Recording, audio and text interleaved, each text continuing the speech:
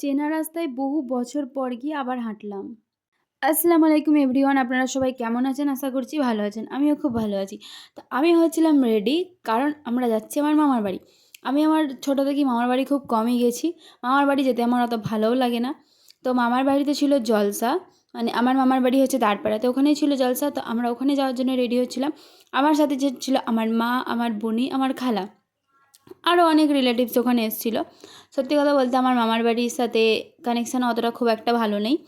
মানে অতটা যেতে ইচ্ছা করে না। তো অনেক টানা টানা যাই আমরা। আমি অনেক দিন পর গিয়ে মামার বাড়িতে থাকছিলাম। তো এখানে আমি ফুল রেডি হয়ে গেছিলাম। আর এটা হচ্ছে কি যে কুসুডাঙ্গা রোড। যারা আমাদের এদিকে এসছো তারাই কুসুডাঙ্গা রোড পর্যন্ত চেনো। আমি ওখানে দাঁড়িয়েছিলাম কারণ আমার খালারা আসছিলো তার জন্যে। আর এই যে 3 ভাইয়া আমাকে টাটা দিতে দিতে চলে গেলো, যেহেতু আমি ওনাদেরকে চিনি না। তো এখানে আমি দাঁড়িয়ে দাঁড়িয়ে ওয়েট করছিলাম, কারণ আমার খালারা আমরা একসাথে যাওয়ার কথা ছিল। তো যেহেতু রেল গেট পড়েছিল তার জন্য আসতে দেরি হয়ে গেছিলো। আর এইটা হচ্ছে কি যে কুলেপাড়ার যে রোড, সেই রাস্তাটা। আর আমার মা, সত্যি কথা বলতে প্রথমবার এই বিকেলবেলা কোথাও যাচ্ছে, আমার মায়ের রিয়াকশানটা পুরো অন্যরকম ছিল। আমি আমার মাকে বলি যে চলো কোথাও ঘুরতে বেরোই, তাহলে তোমাদের ভালো লাগবে। কিন্তু না, আমার মাদের তো যাওয়ার কোনো উদ্দেশ্য নেই। ওনারা ঘরের মধ্যে কাজ, ওইটুকুতেই সীমাবদ্ধ। তো আমরা যেহেতু, আমি মাকে কখনো কখনো জোর করে বাইরে নিয়ে যাই, কোথাও ঘুরতে গেলে যখন ফ্যামিলি থেকে সবাই যায়। এমনিতে মা মামার বাড়িতেও যায় না, কোথাও যেতে পছন্দ করে না। তার জন্য আমি বলি চলো অন্য কোথাও যাই, দীঘা, বা যখন আমরা মুর্শিদাবাদ যাই এরকম, মা তাও যেতে চায় না, খুব জোর জবরদস্তির পর।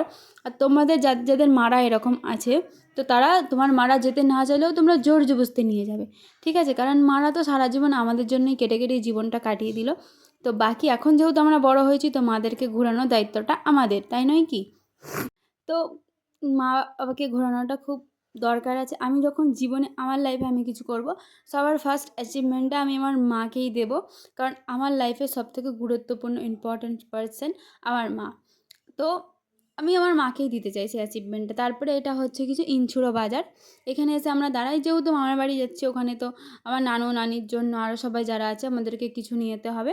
তো তার জন্য এখানে এসে আমরা দাঁড়িয়ে পড়ি। তো আজকের ভিডিও এতটুকুই ছিল, বাকিটা পরে দেখাবো।